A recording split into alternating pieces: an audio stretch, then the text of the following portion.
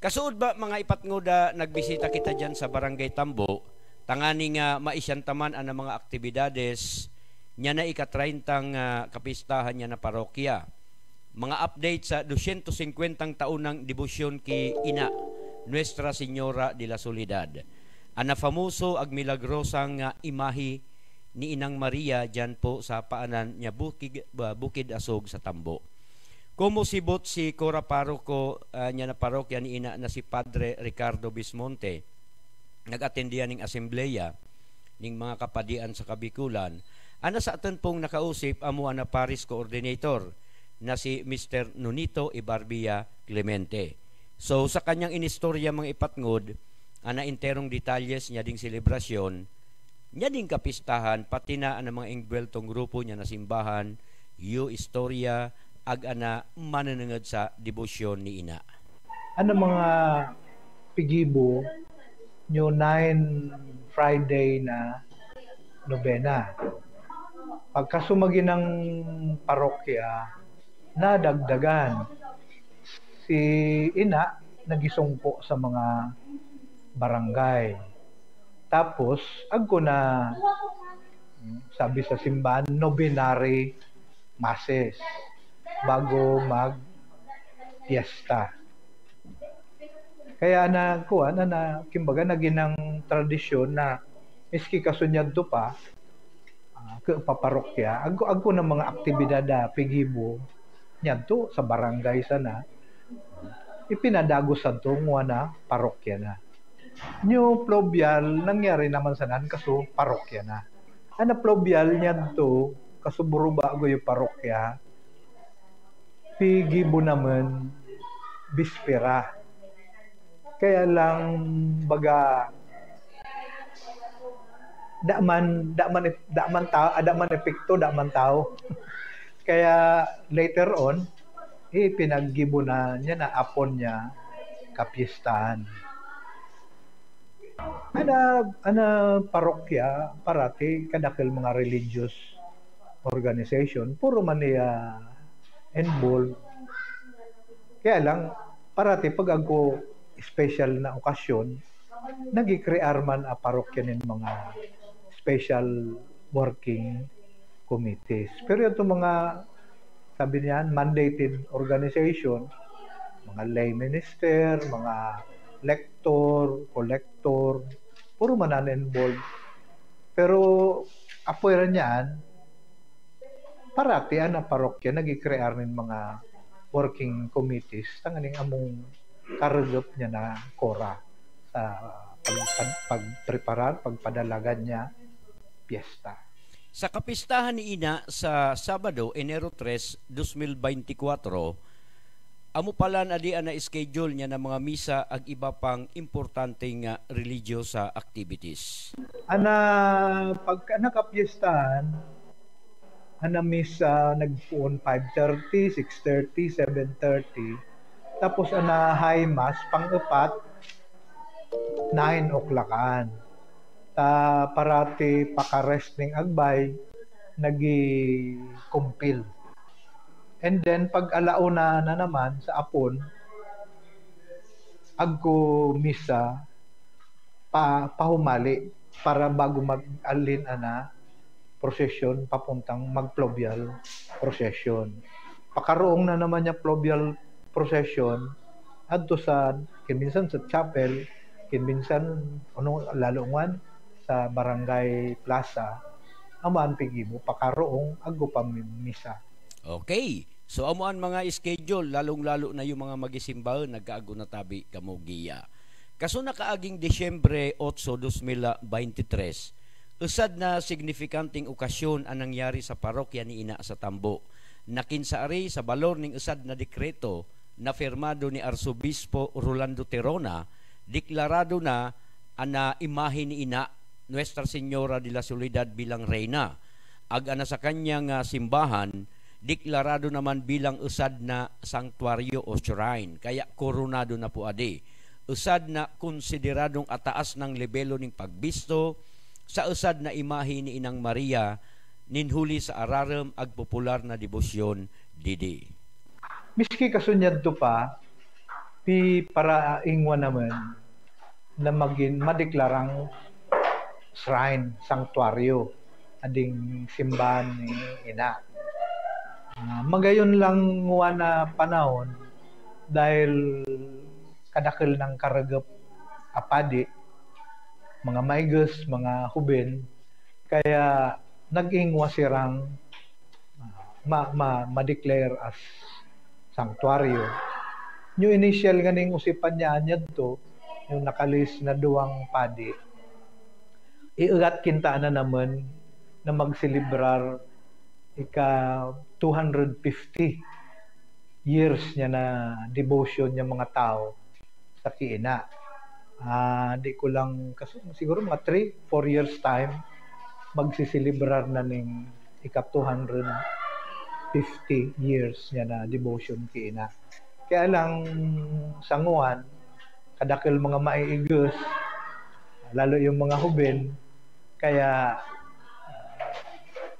naingwang maging sanctuaryo and then makoronan sina bilang reyna. Sigun mga ipatgod sa opisyal na dokumento niya na simbahang Katoliko, ana debosyon kin Nuestra Señora de la Soledad uy ng panahon da pading parokya, panahon pa niya tong mga Kastila, na kinsaari agkuha di istorya ning relasyon sa debosyon sa imahe ni ina sa titulong Nuestra Señora de Salvacion diyan po sa Horo Antiwi, ag sa imahe man ni San Antonio de Padua diyan man nguwan sa simbahan niya na parokya ni San Francisco de Assis. Ano pag sa devotion kaya, di kaya pwedeng isuway sa devotion sa San Antonio sagad ki Nuestra Señora de Salvacion sa Quran. Tana baano niyan sa atin, sa buhi, sagad sa Quran, sa tiwi, magiripat ngod, magturugang, dahil sigun sa istorya, alin niya sa usada puoning kalpi na pinuod kagigibon igagatong itatao gayon sa kagsadirin nyo raga dahil sigun sa istorya ading buhi magbali ka ning Mount Malinaw kuntay kang tiwi usad sa nakunaan yan to para ba nung nirang hacienda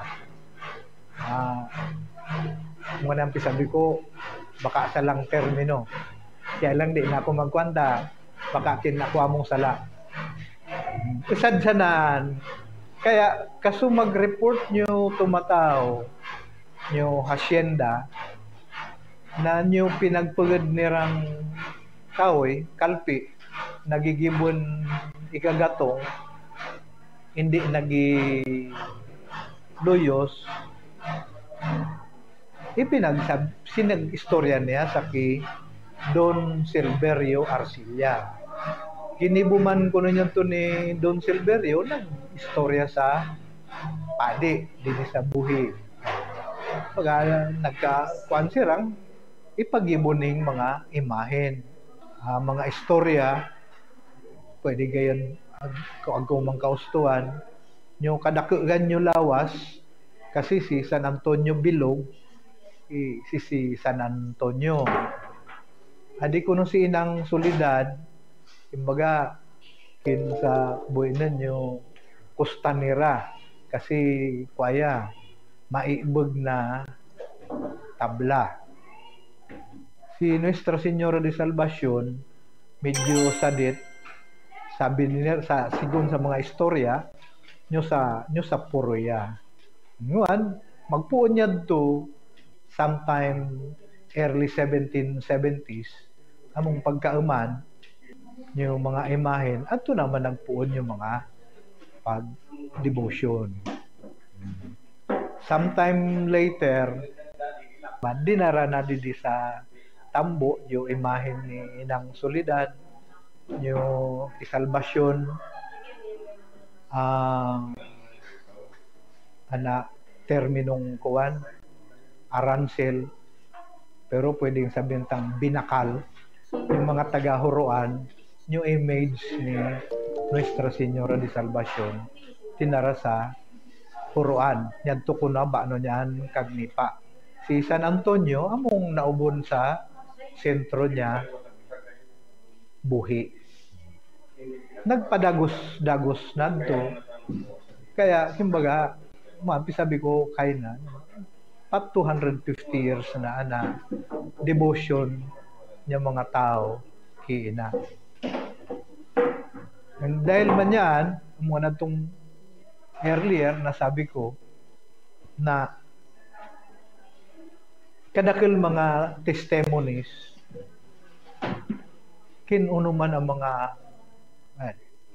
sabi nila milagro ang kumanagi sabing answered prayer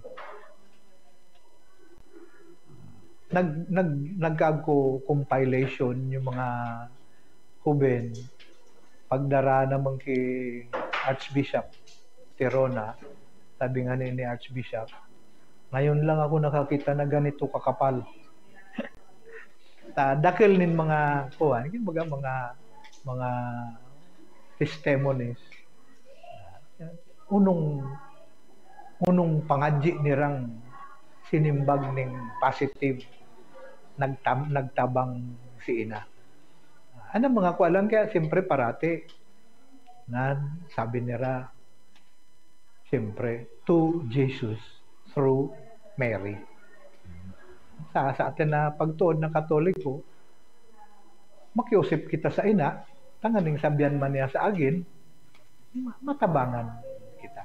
Ana debosyon palan kay ina Nuestra Señora de la Soledad niya natambo baka sa naman palan di sa buhi hindi sa nagkakapira pang parokya sa Pilipinas nakin sa ari ading nasabi ng mga imahe niya maading nasabi ng mga parokya nagkaaguning kolaborasyon para magbisita sa mga lugar ag mga parokya na kinsaari dara-dara ana kanya-kanyang mga imahe. Sa pagpara kuan yung mga padi sa ganyan ding lalo nya di mga huben na found out nira naman na ana devotion sa ki Nuestra Señora de la Soledad halos mga 7 o 8 parokya sa Luzon sa kadasad sa Northern Samar. Kaya parati naiimbitaran ading parokya si ina na magpunta.